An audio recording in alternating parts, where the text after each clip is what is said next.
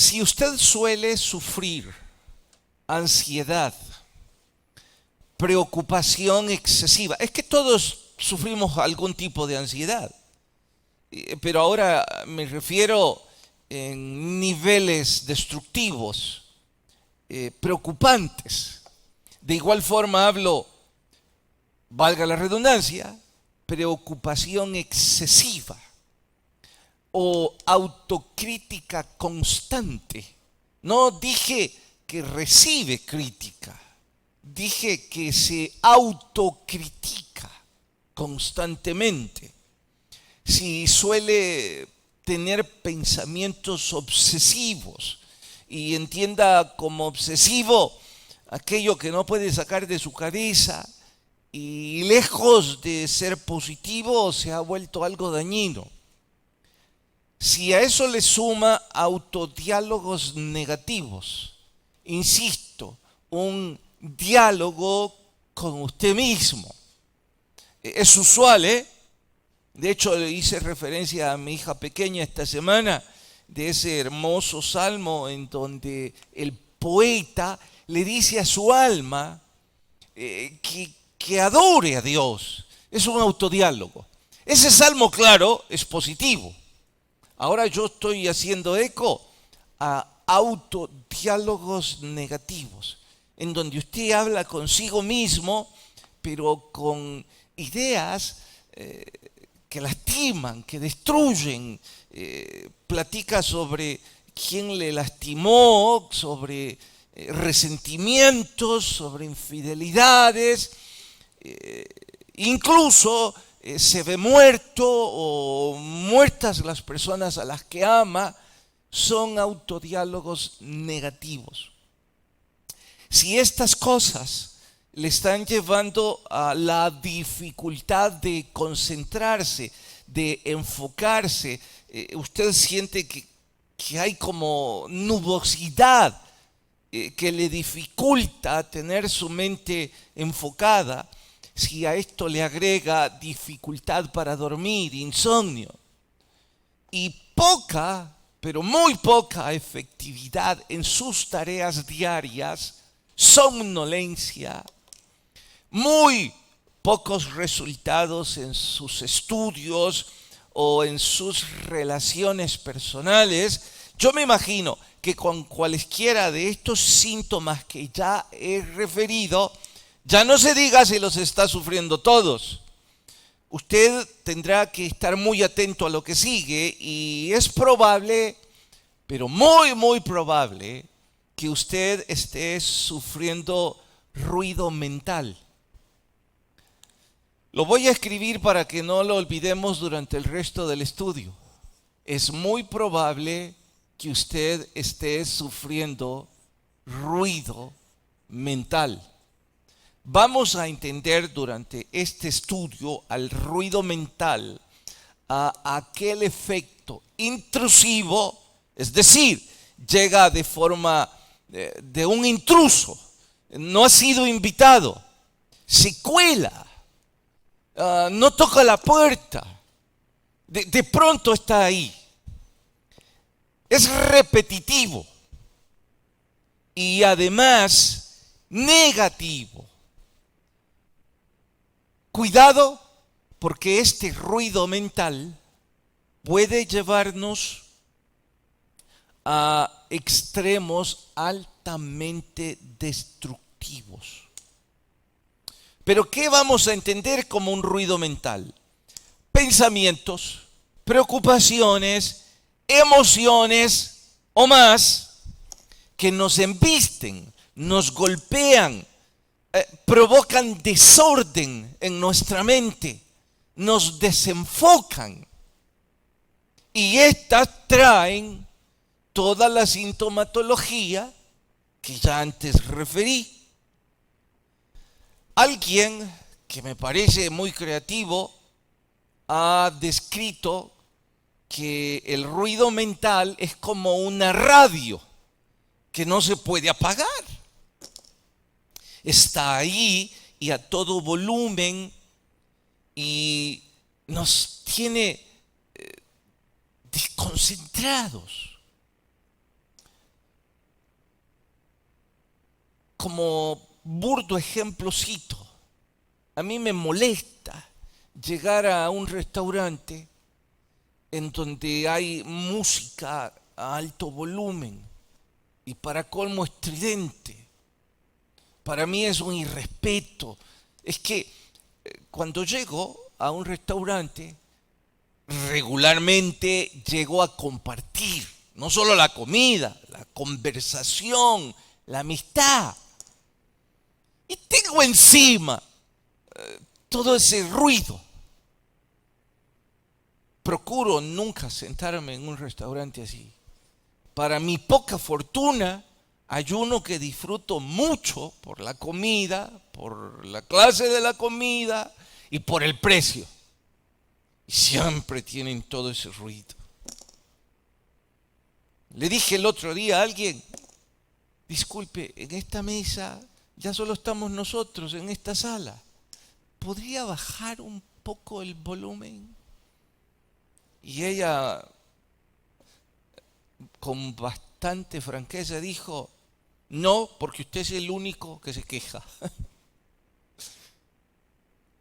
Bueno, para mí esa es una radio que no me permite escuchar, que me obliga a subir mi tono de voz, que me desconcentra. Y vaya que yo no soy amante de la música, no digo que no tengo algunos gustos, pero, en fin, así es el ruido mental, como esa radio que no se le puede bajar volumen. Algunos, con costumbre pésima, culpamos el exceso de trabajo. El estrés laboral nos tiene así. Los que ya son millennials, la cantidad de correos, de textos que tienen que estar contestando, y por eso viven en ese aparatito. Ya no son capaces de sostener 20 minutos una conversación educada, en donde usted tiene la atención completa. ¿Por qué? Porque están pegados a la pantalla. Otros culpan al exceso de conflictos de familia o la poca ayuda de la familia. Culpe a lo que quiera. El punto es que algunos estamos sufriendo esto. Y lo estamos proyectando a otros, porque no solo nos embisten, sino que lastimamos a otros. El ruido mental es tan fuerte que la gente cree que usted escucha, pero usted no escucha porque está estresado, está desenfocado. A lo mejor soy el único trastornado con esto, pero lo dudo. Y como otro ejemplo para los que no se han dado cuenta, diré, mi esposa dice, Carlos, y dijo toda la instrucción pertinente. La repitió, Carlos. A la tercera o cuarta vez se harta. Me grita y dice, préstame atención.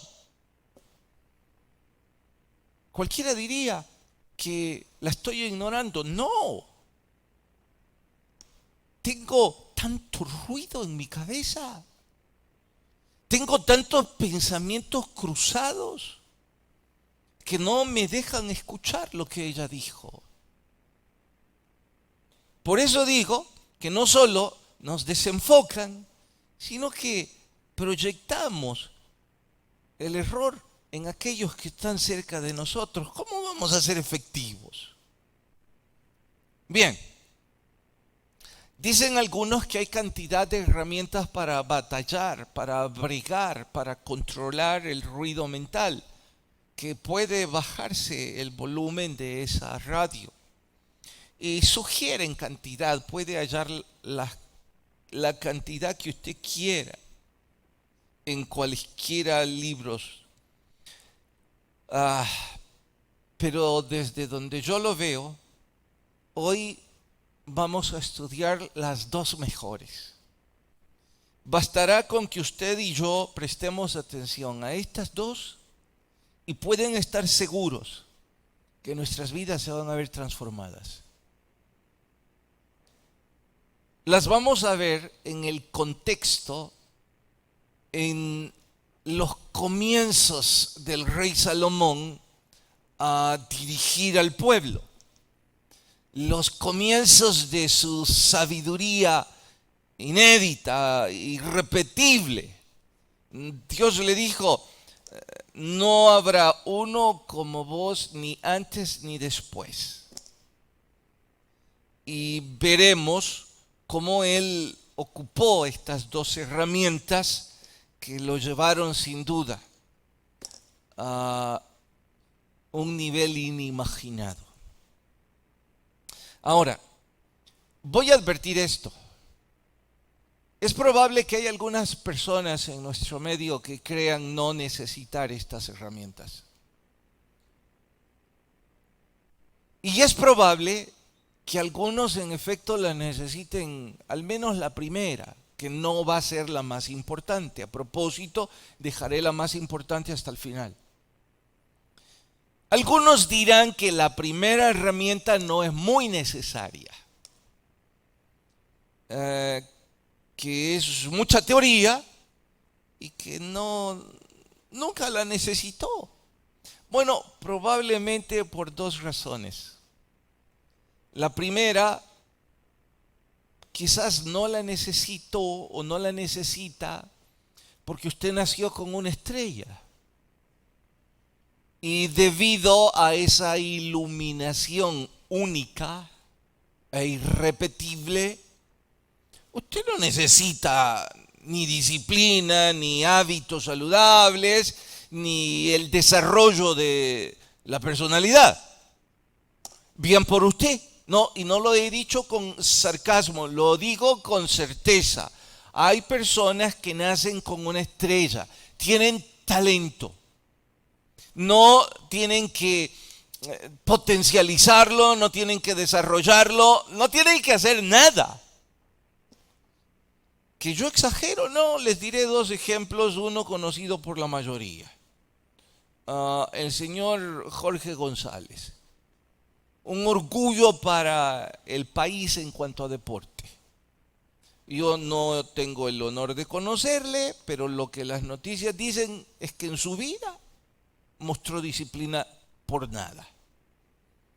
Pero el hombre se ponía los tacos.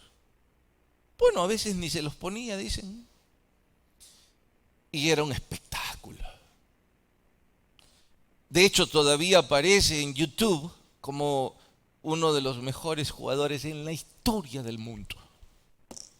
Es un talento, es una estrella. No necesitaba entrenar, no necesitaba dormir.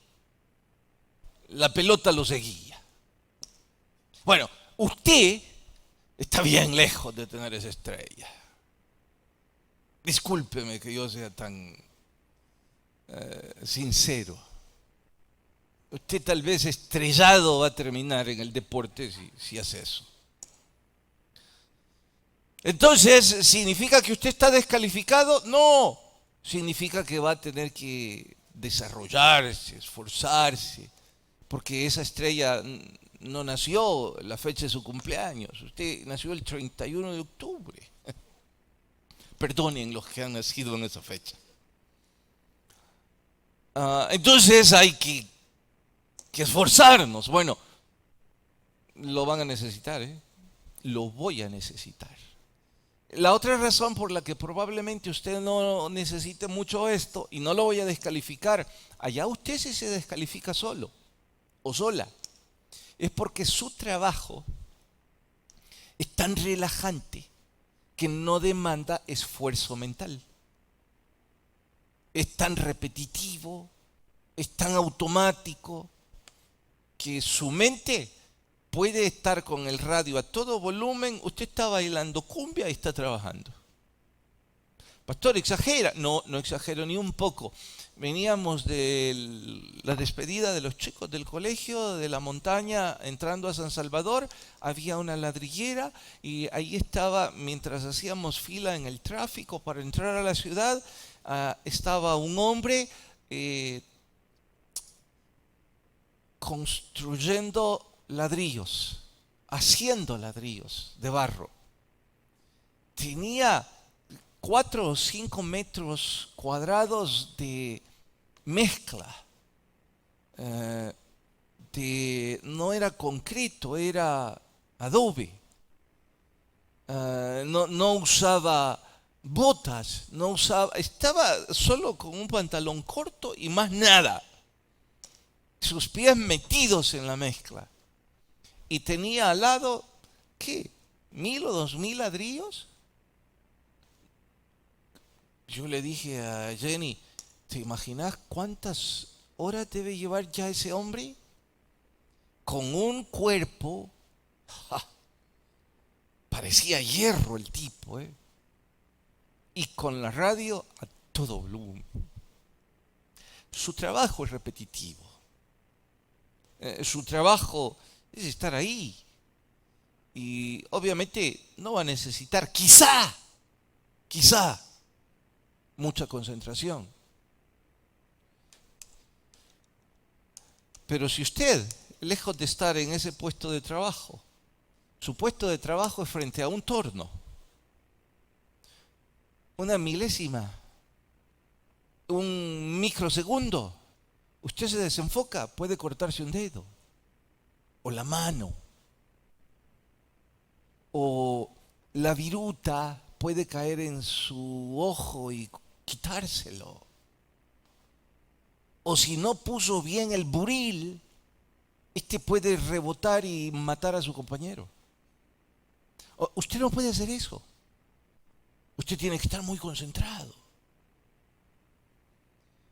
Ya no se diga aquellos que sus trabajos son una demanda, una explosión de concentración, de efectividad, de precisión, de números.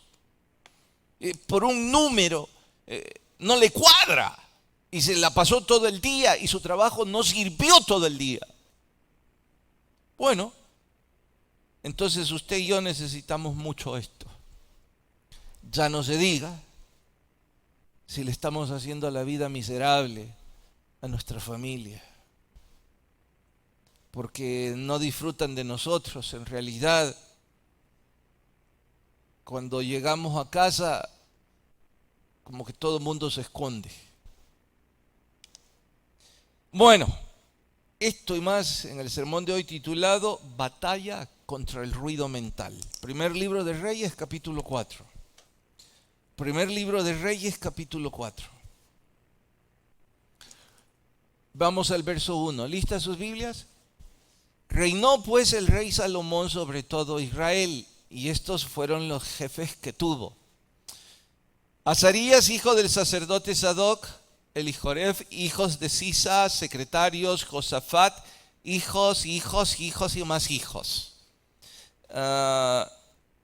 Vamos hasta el versículo 7, pero antes les cuento, está colocando los distintos ministros de gobierno, está colocando su gabinete.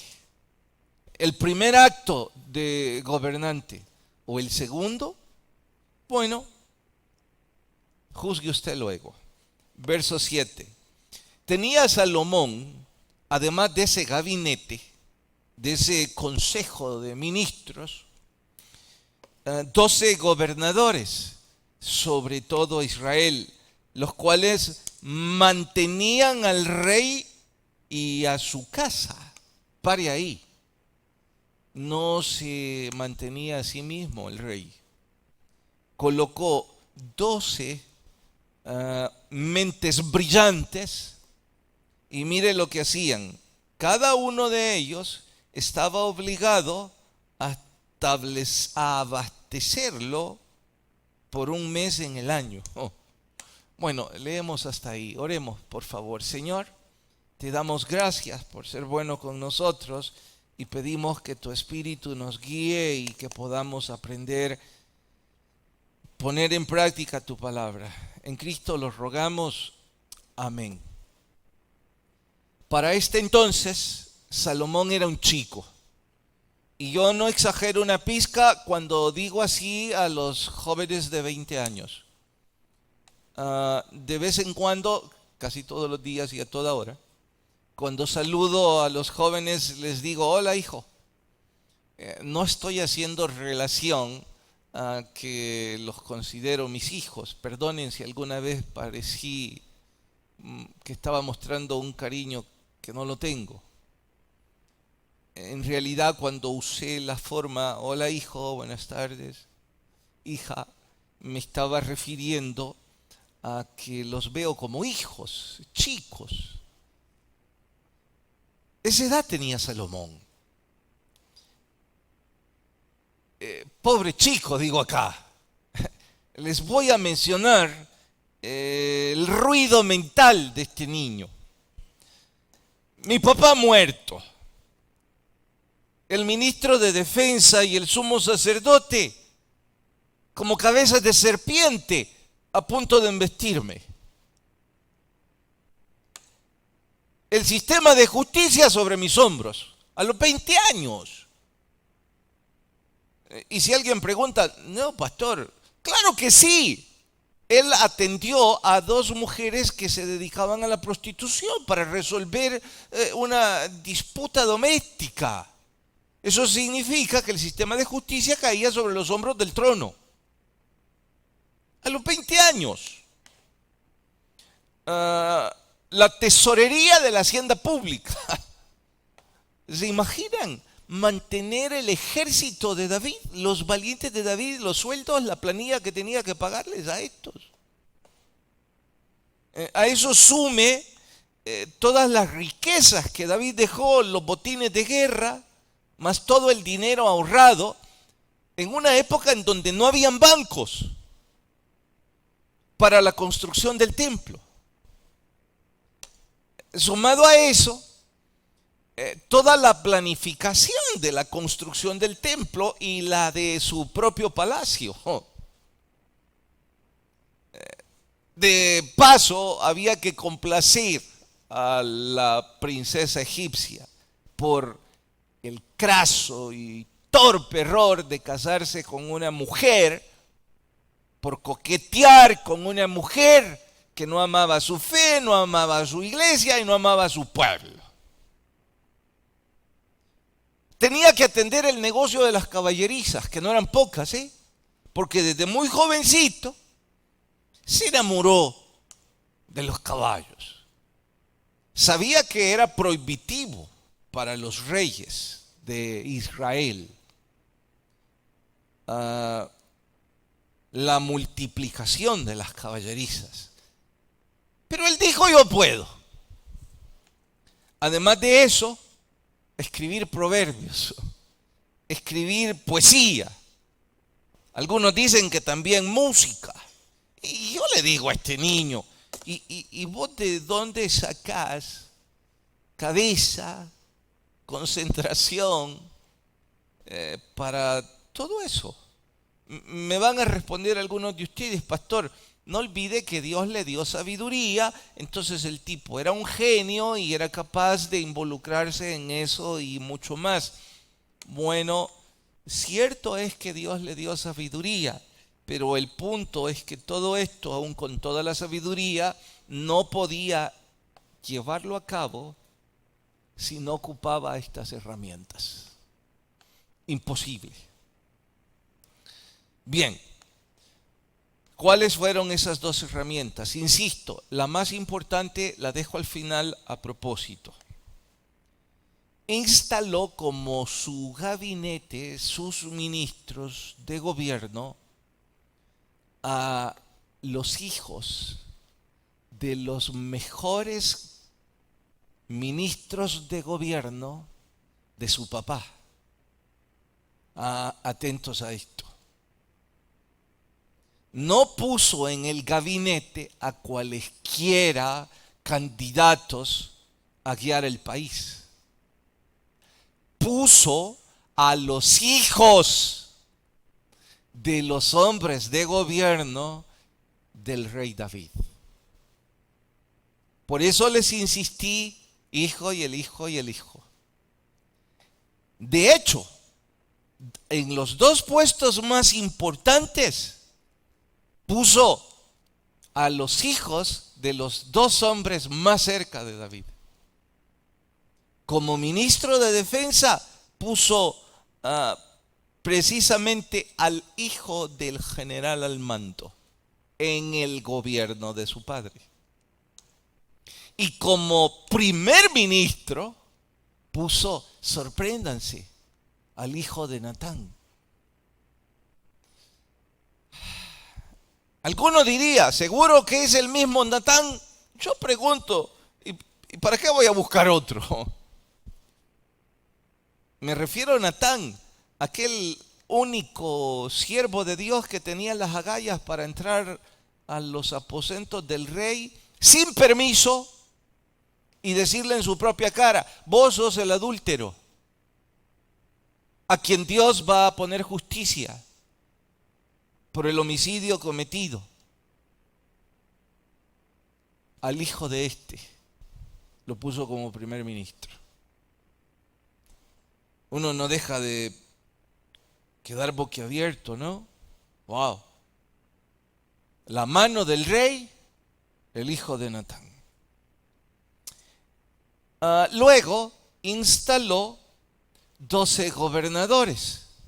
Estoy diciendo que si tuviéramos que hacer un organigrama del gobierno de Salomón, tendría que ser un organigrama circular, en donde en el centro obviamente está Dios y en el primer círculo concéntrico está el gabinete,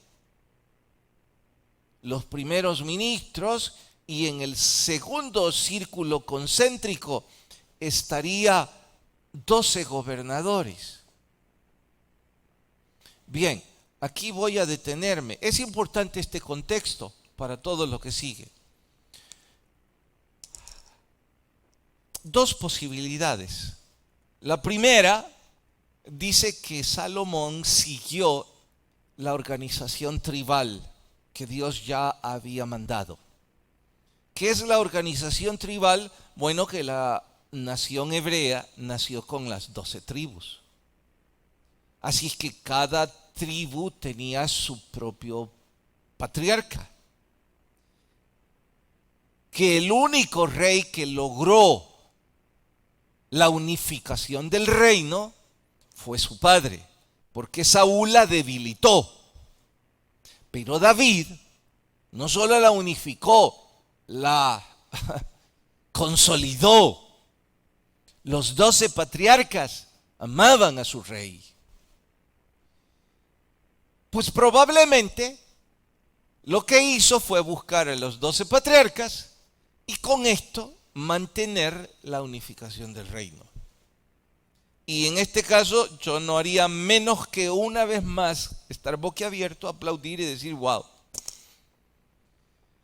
Otros dicen que fue una actitud disruptiva, que no colocó ni respetó la organización tribal, sino que se buscó 12 mentes brillantes y que con esto golpeó la estructura tribal y que fue el comienzo, de paso, del error del hijo de él para la partición del reino. Eso en el siguiente estudio.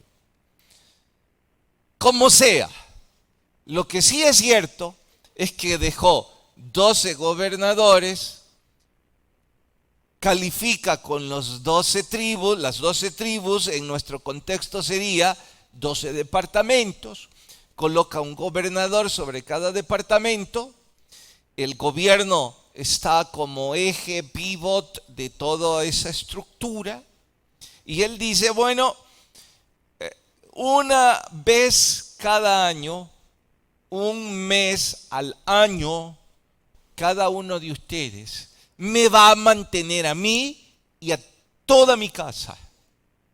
Me importa poco cómo lo hagan. Mis gastos son estos. Y cuando ustedes en ese capítulo lo lean van a decir, pobrecitos los gobernadores. Es que cuando dice mi casa, está hablando del gobierno, está hablando del ejército, está hablando de los ministros, está hablando del palacio. Y si hacemos eco de la expresión de la reina de Saba, que se refirió, había escuchado grandezas de tu gobierno, pero no eran ni en broma cercano a lo real, porque hasta tus sirvientes viven mejor que otros reyes. Así es que les puedo asegurar, no podemos imaginarnos la grandeza y cuánto costaba un mes de gobierno. Bueno, pero aquí ustedes ya sacaron conclusiones, ¿no? Con razón tenía tiempo para caballerizas, para componer poesía, para involucrarse en botánica, para ser ingeniero civil, para ser arquitecto, para ser músico. Si en realidad habían 12 que lo mantenían. Aquí tengo que decir, brillante, ¿eh? ¿Por qué digo brillante? Bueno, es que organizó un gobierno que funcionaba como un reloj, en donde al principio, digo al principio porque cuando le dio la espalda a Dios, todo se echó a perder. ¿Y cómo no? Un gobierno tan numeroso, tan suntuoso, ¿cómo se va a mantener en pie si es que la gracia de Dios no está ahí? Y claro, le dio la espalda, la gracia de Dios se hace a un lado. Pero bien, nosotros nos vamos a quedar en el momento de grandeza. ¿Por qué? Aquí viene lo que nos importa. No digo que la historia no nos importe. Digo que usted y yo difícilmente tenemos un reino que organizar. ¿Cuál caballeriza? Si es que con suerte tenemos un carro y para colmo la batería no le sirve y una de las llantas ponchadas. Probablemente tampoco un negocio con cientos de empleados que dirigir. Y en este punto algunos van a mostrar un desencanto diciendo, a lo mejor esto es para una reunión de empresarios o de funcionarios de gobierno. No, se equivoca horriblemente. ¿Por qué digo se equivoca? Todos tenemos una vida que organizar.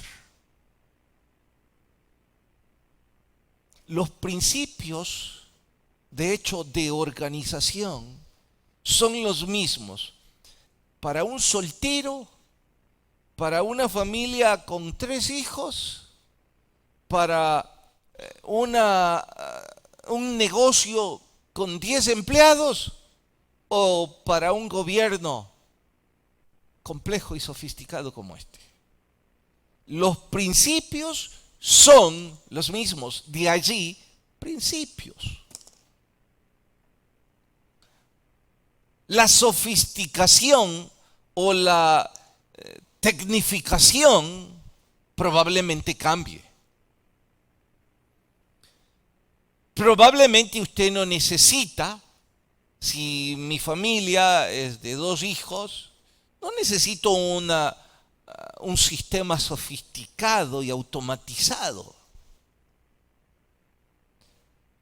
Claro está que en una empresa numerosa con facturación electrónica usted necesita automatización. Pero el principio sigue siendo el mismo. De ahí que esto nos ayuda y nos sirve a todos. Es más, yo diría, ahí donde trabajamos, por bien o por mal, alguna especie de herramienta ya hay. Pero es probable que en nuestras vidas no estemos ocupando nada. Y es probable que por eso vamos por mal camino. ¿Qué principio se muestra? ¿Qué herramienta se muestra en esta historia? En lo que hasta aquí les he narrado como contexto histórico. ¿Qué herramienta de administración grita aquí? ¿Alguien quiere sugerirla? ¿Qué palabra describe todo lo que hemos leído? Obviamente, organizar. Esta palabra, enemiga de algunos, organizar. Noten que organizar no es lo mismo que organización. Y nosotros vamos a hablar de organizar. ¿Por qué digo es enemiga de algunos? Por lo que significa organizar. Usted en el diccionario va a encontrar cantidad de definiciones, desde las más elocuentes hasta las más sofisticadas. En mi español, organizar es poner las cosas en orden. De hecho, hay una en Wikipedia en donde puntualmente dice arreglar las cosas en orden. Así es que la herramienta que aquí nos dice es que Salomón organizó, se puso a organizar, decretó cierto ordenamiento y luego usó una segunda herramienta que no vamos a ir a ella, en donde delegó las responsabilidades, puso a los ministros y ya esta organización, que tampoco vamos a ir hasta ahí. Nosotros nos vamos a quedar en poner las cosas en orden. Y digo, es enemiga de algunos de ustedes. ¿Por qué? Porque algunos de ustedes son amigos del desorden. Prueba de ello es que sus camas quedaron hoy hechas un desorden. Prueba de ella es que su carro hoy es un desorden. Usted entra y encuentra platos de hace 2 semanas debajo del asiento. Entonces, les repito, usted es enemigo del desorden.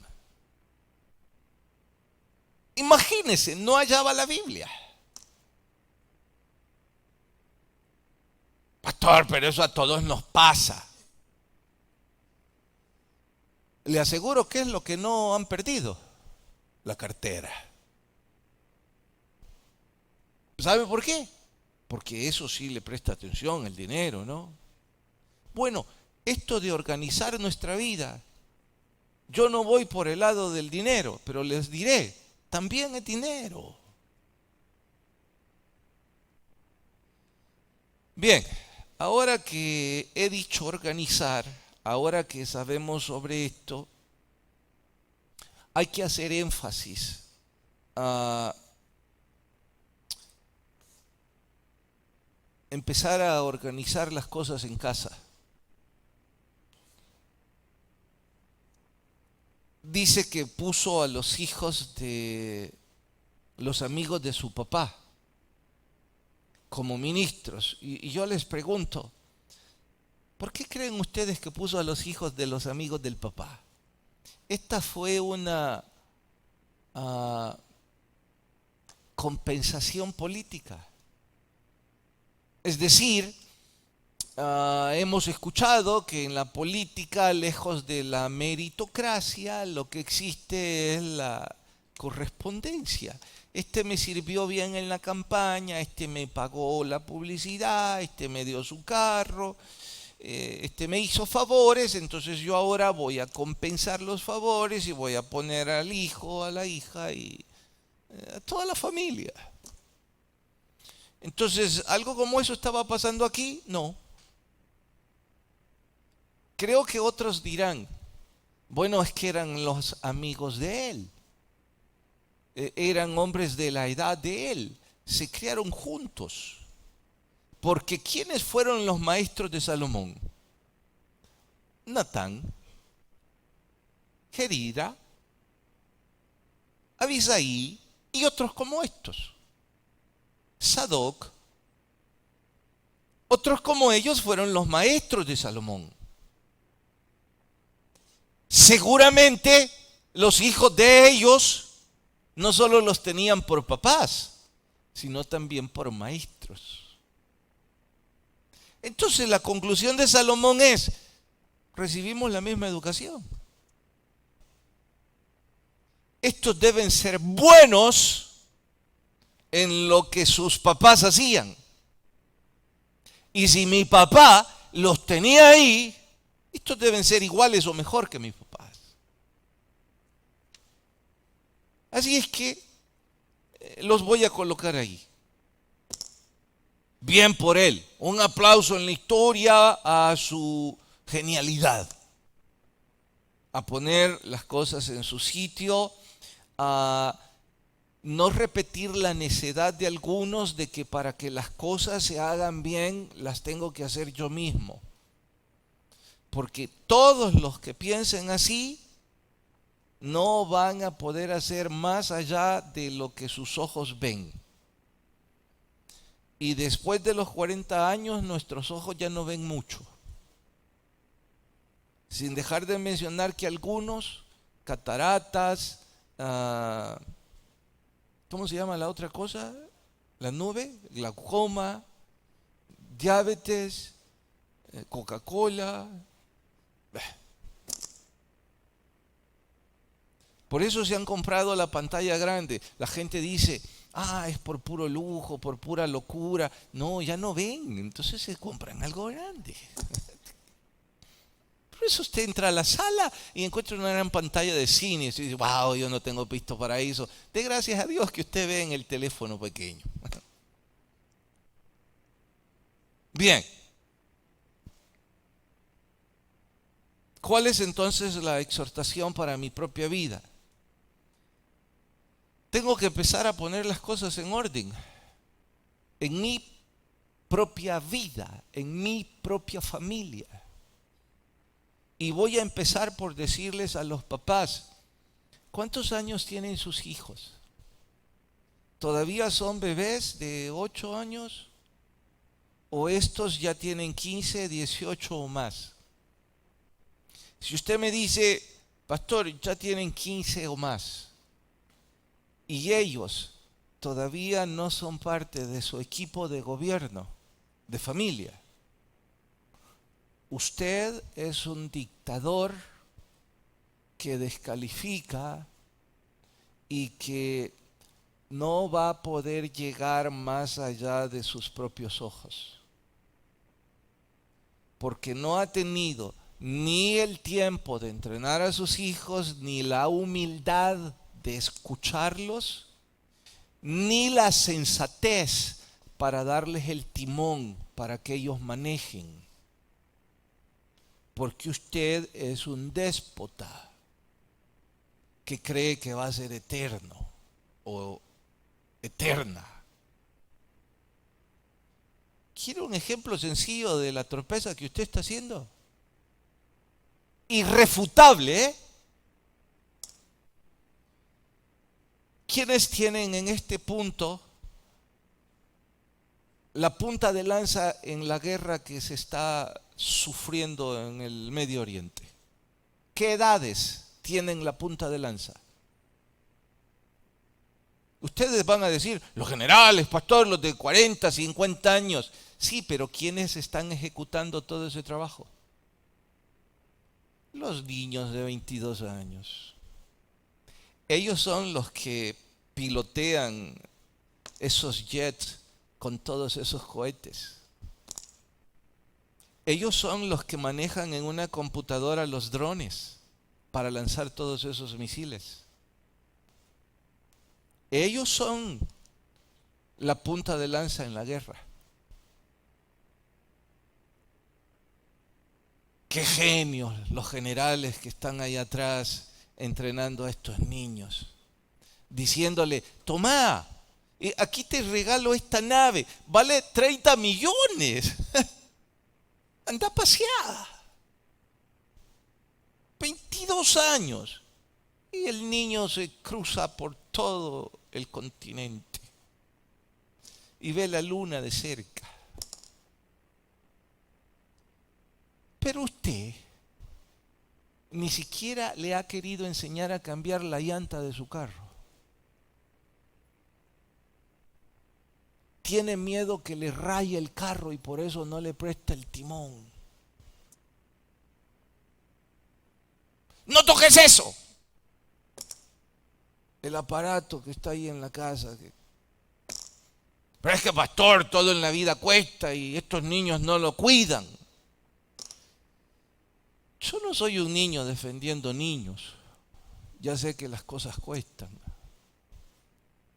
Solo estoy diciendo que sin mis hijos hay mucho en mi vida que yo ya no puedo hacerlo. Ni lo intentaría más. Se los aseguro.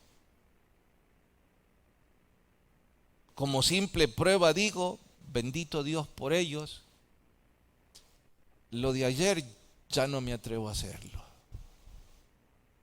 No, ni en broma. A las 9:30 de la noche estaba profundamente dormido y todavía no me he despertado.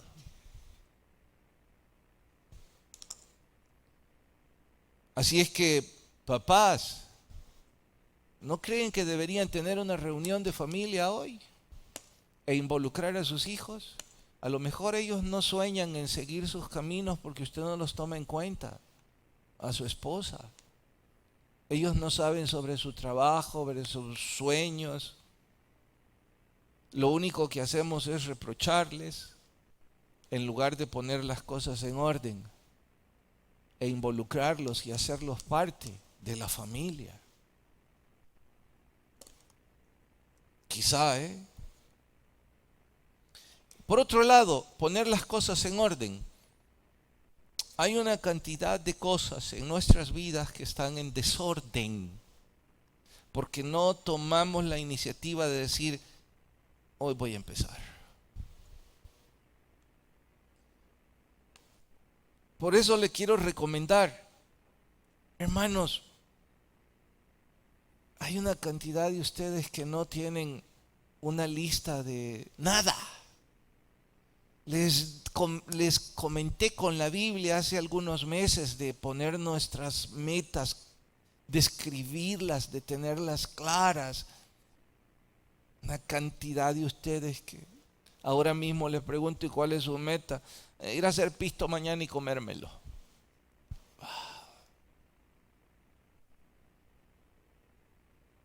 Terrible. Y como no las escribieron, no les pueden dar seguimiento. Perdonen que cite este ejemplo, pero es útil. Malo, pero útil. Yo les dije que tenía una por cada una, el área espiritual, el área económica, el área de desarrollo personal, y que las tenía en mi escritorio para todos los días recordarla y embestir hacia esa dirección. Bueno, mientras preparaba esto fui a revisarlas porque por descuido también les comenté que mi hija mayor la traspapeló y la perdió. La hoja de mis metas las volví a escribir y no sé cómo, creo que para que no me las vuelvan a perder, las metí en la gaveta. O sea, ya no las leo a diario. Con este estudio las fui a leer y sabe, de las 5 escritas, las 2 más difíciles, yo creo que antes de terminar el año, primero Dios las alcanzó. Pero hay 2 de ellas que las olvidé. Y como ya no la leí, no las estoy haciendo. Me frustré y dije, qué descuido. ¿Sabe por qué es eso? Por no seguir un orden, por no tener las cosas escritas, por creer que tengo una estrella que ahí me va llevando por todas las veredas, por no recordarme que debo poner las cosas en orden. Y si alguien quiere saber ahorita, no es importante, pero no es importante la meta, es importante para mí, solo lo cito como ejemplo. Yo me puse como meta ministerial aprender a tocar en guitarra una canción al mes. ¿Que por qué? Porque siempre he querido. y nunca puedo y nunca me sale nada. Entonces yo dije, me lo voy a poner como meta. No es posible que no pueda en todo el mes. Si todos los días paso por aquí, ahí están 2 guitarras. Danilo se sienta por allá. Balta sabe tocar guitarra. Aquí casi todos tocan guitarra. Y yo me dije, ¿será posible que yo sea tan inútil? Algunos van a decir amén. Pero se me olvidó. Entonces no he peleado por ello. Tengo que empezar. A lo mejor en octubre me aprendo una. Tengo que escribirlo, tengo que estar ahí, lo tengo que poner en orden. Tengo que poner en orden mi presupuesto, mis finanzas. Tengo que poner en orden qué es lo que quiero. Oigan, jóvenes, ustedes que están en época de casarse. Sí, ya sé que no les importa esto. ¿Por qué? Porque ustedes, su vida es un desorden. Pero si viene como un estudiante de la Biblia a aprender un poquito al menos, habrá aprendido en media semana que usted debería tener un perfil para elegir a su novio o a su novia, la persona con la que usted va a comprometer su corazón para el resto de su vida. Y en ese perfil deben estar las características. ¿Qué perfil suyo?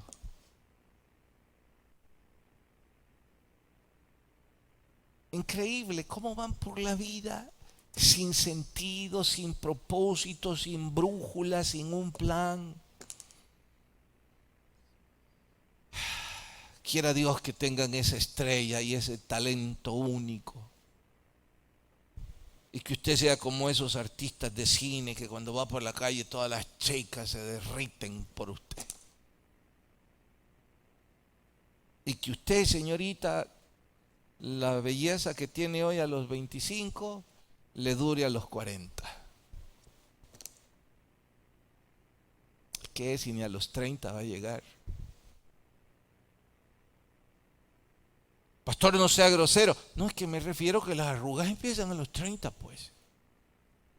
Y también el abdomen. Y se le empieza a caer el pelo. Entonces debería tener un perfil espiritual de lo que quiere en la vida. Y si le sale ese muchacho y la empieza a pretender, y usted ve el perfil y dice, no califica, sáquelo. Pero no tiene nada. Bueno.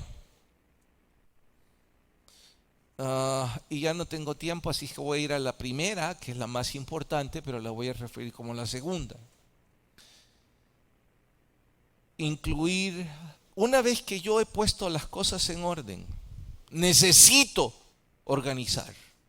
Para que el ruido mental desaparezca, necesito ordenar los correos electrónicos, necesito ordenar lo que tengo que hacer esta semana, necesito ordenar lo que quiero hacer durante 3 meses, necesito ordenar con quién quiero casarme, necesito ordenar qué cosa quiero hacer en la vida, necesito ponerlo todo. Y una vez que ya todo está aquí escrito, pueden estar seguros de esto, es una promesa. El desorden, el ruido mental que todo esto le propinaba, ya no parece tan terrible. Porque uno, cuando ya lo ve todo escrito y con cierto orden, dice, wow, esto no estaba tan difícil.